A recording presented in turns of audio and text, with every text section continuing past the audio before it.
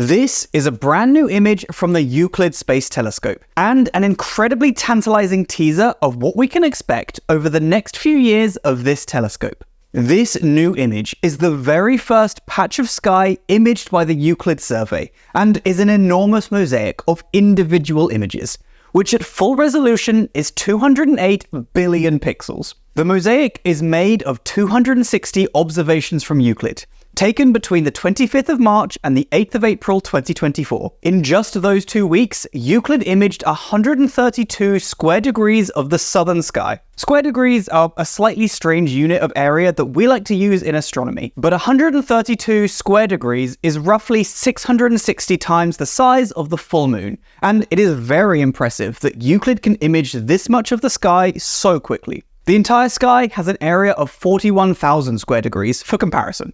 In this video, we'll take a dive into all of the images released and try to really understand and appreciate what it is we're looking at.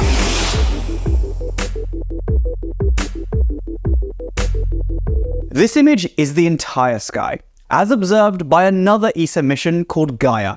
Adding in data from the Planck satellite shows us the dust in our own galaxy too, and that often obscures observations that we want to make of more distant objects. The places that Euclid will observe are shown here in orange, and we can notice they are all away from the dusty plane of our own galaxy to avoid this very problem. Euclid's mission is to observe 1/3 of the sky over the next 6 years or so, and in doing so create the largest ever 3D map of galaxies in the universe that we have ever made. It will measure the shapes, distances, and motions of billions of galaxies. The majority of the survey completed by Euclid is known as the Wide Survey, and this is the size and location of the very first image ever released from that Wide Survey, which is what we're getting to see for the first time now.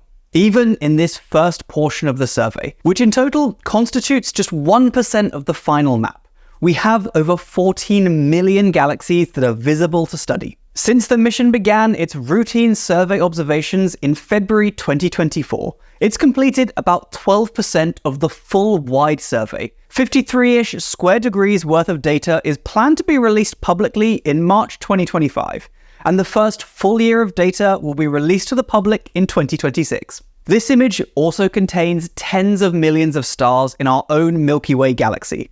But in general, Euclid is much more interested in galaxies than in stars, so I'll focus on the galaxies here. Something we can notice alongside the plethora of stars and galaxies is the ethereal blue clouds throughout the image. This is a mixture of gas and dust that we call galactic cirrus, because it looks a bit like the cirrus clouds we have here on Earth. Euclid can take data in both infrared light and visible light, and the clouds here are mostly shining in visible light because they're reflecting starlight from the Milky Way. And Euclid's incredibly sensitive visible light camera is great at seeing them. They do also glow in far infrared light too though, and that's evident from the fact that they appear in the Planck satellite data too, which is famously a microwave detector.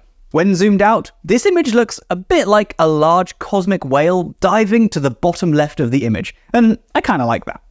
The strange geometry around the edge, where it's all jaggedy, is just the result of how Euclid is making its way across the sky and the shape of its detectors, but it will largely be filled in the future and get a smoother appearance. Let's go deeper into the main image now, the huge mosaic from the Wide Survey. This is made from a combination of visible and infrared light, and the infrared light has been translated into visible colors so that we can actually see them in this image. More technical details on how that's been done can be found in the ESA press release, which is linked in the description, but I won't go into it more here. The stars have 6 spikes around them called diffraction spikes, which give them this sort of Euclid look, and that's caused by the struts that hold Euclid's secondary mirror in place. You'll probably also notice a few gaps in the mosaic, these black patches with no data. These were deliberately avoided because they contain especially bright stars that would effectively blind Euclid and could damage its instruments, so we skip those spots. As we pan across, just enjoy the blue glow of the clouds, the countless stars, and try and spot the most interesting distant galaxy that you can, and let me know what you can spot in the comments below. If we all spot something interesting and different, then maybe we can build our own YouTube catalog of interesting Euclid galaxies from this first image, and that would be pretty cool. From here, we can zoom further into the image. This patch still shows millions of Milky Way stars, and many, many galaxies beyond those stars. Euclid here is capturing stars of all colours, and a bright golden star in the upper right is particularly noticeable to me. The red stars are colder and likely older, while the bluer stars are hotter and younger. Here, there's also a string of galaxies bathing the image in warm yellowish light. These make up a cluster of galaxies called Abell 3381, which sits 678 million light-years from us. Further in, we get an incredibly clear view of many spiral galaxies. Many stars with the Euclid diffraction spikes are clear too, and they stand out nicely. But for me, it's all about galaxy spotting here, and the galaxy cluster on the right gets clearer and clearer too as we zoom in. As we continue that zoom, the colours and shapes of all the stars and galaxies gets clearer and clearer, and it's truly a pleasure to enjoy the sights of the universe through Euclid's eyes. Once we get this close in, we can really appreciate the incredible detail that we're seeing in these galaxies. The colours, textures, shapes and structures are amazing to see. And now we can even enjoy the fact that those diffraction spikes on the stars are actually sometimes the colours of the rainbow. That's pretty sweet. The galaxies in the centre of the image are interacting with each other 420 million light-years away, but they're not part of that cluster we saw earlier. All these galaxies here just look so beautiful. I'm sure we can agree on that, and I hope you're enjoying looking at all of the interesting things in this image.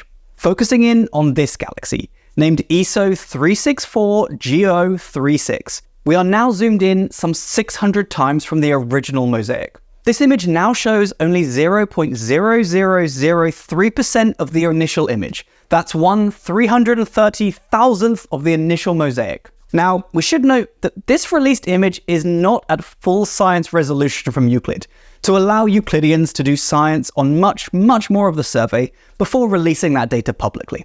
The mosaic image is available to download right now at a resolution of 11,000 by 4,000, which is still incredible. This is amazing, and even better is still to come in the future. We also got this lovely image showing the mosaic with many of the zoomed in images we already saw, telling us how much we've zoomed in. There's also a graphic involving the full moon too, to show the size of the Euclid field of view, and that's to show how much of the sky Euclid can see at any one time, and that is absolutely massive compared to all other telescopes currently in space. Amazing. Euclid is making a great cosmic atlas, and this is just the very first page. I hope you enjoyed exploring this together, and please feel free to leave me any questions or comments you have about all of this down below. And of course, please consider subscribing if you're new to the channel. Until next time, stay safe, team. I'll see you soon. Bye!